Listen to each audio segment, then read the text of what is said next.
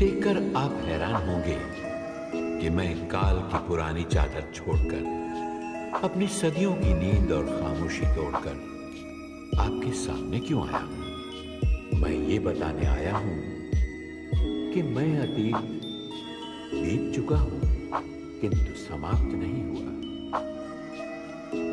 मैं तो ऐसा सागर हूं जिसकी गहराई में कितने ही युग, कितनी सभ्यताएं, कितनी संस्कृतियां और कितनी शताब्दियों का इतिहास पड़ा है।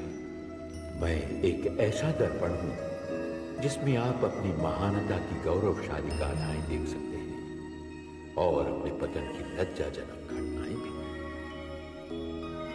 मैं आपको याद दिलाने आया हूं कि एक पल का दर्द सदियों को भुगतना पड़ता है।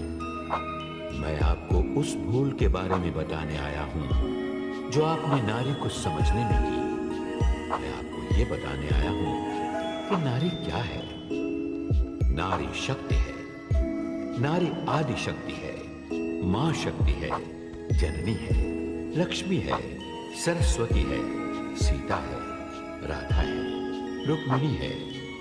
नारी ने जन्म दिया राम को, कृष्ण को, बुद्ध को, महावीर को, नानक को, कबीर को।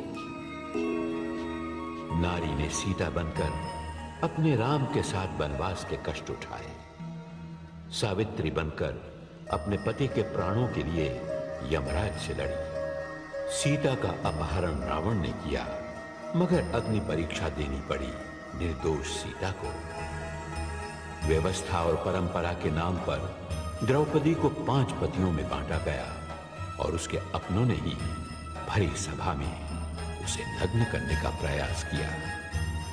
और इस भूल का परिणाम है महाभारत, कौरव वंश का समूल नाश। मैं आपको सावधान करने आया हूं, मैं आपको चेतावनी देने आया हूं कि अब भी आपने नारी का सम्मान नहीं किया, उसका गौरव उसे वापस नहीं लौटाया।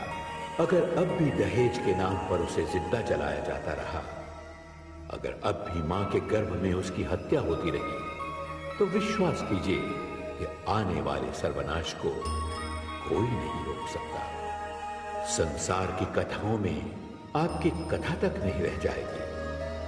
आइए, आज मैं आपको नारी की उसी महानता के दर्शन कराता हूं जो ब्रह्म शक्ति है, मां शक्ति है। यह उस समय की बात है जब कुछ भी नहीं था, मृत्यु नहीं थी,